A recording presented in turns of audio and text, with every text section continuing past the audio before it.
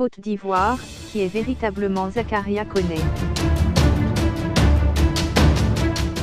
Zakaria Koné est un militaire ivoirien. Ancien seigneur de guerre des Forces nouvelles, il a été un des acteurs de la crise politico-militaire en Côte d'Ivoire, de 2002 à 2011. Zakaria Koné naît dans un village de ce qui deviendra la commune de Séguelon, au nord-est de la Côte d'Ivoire. Il est initié dans une confrérie de chasseurs d'osos dans sa jeunesse et garde la réputation de posséder des pouvoirs mystiques.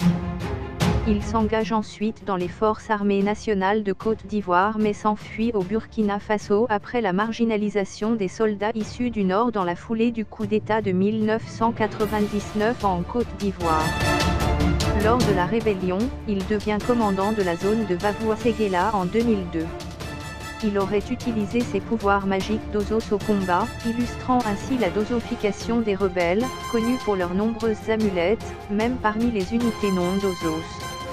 Il est limogé en 2008 pour s'être opposé à Guillaume Soro et à ses accords politiques avec Laurent Gbagbo.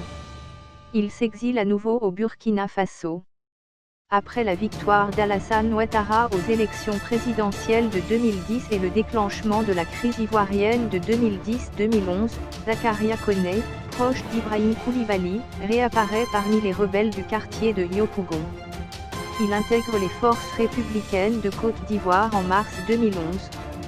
Il participe à la capture de l'ancien président Gbagbo lors de la bataille d'Abidjan et la Cour pénale internationale aurait souhaité l'entendre sur son rôle dans le décès de Désiré Tagro, un fidèle de Gbagbo.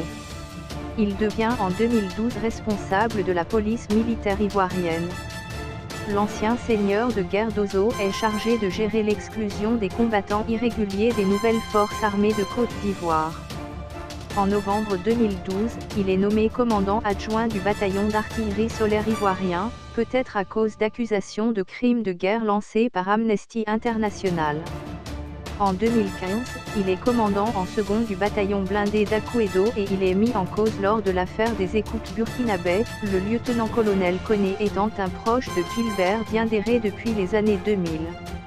En 2017, il est nommé à la tête de l'unité de commandement et de soutien du bataillon d'artillerie sol-sol. Il est marié à Djeneba Touré, maire de Séguelon. Il participe d'ailleurs à la campagne pour sa réélection en 2018. Il a des grands-enfants depuis 1986, 2 garçons, 3 filles.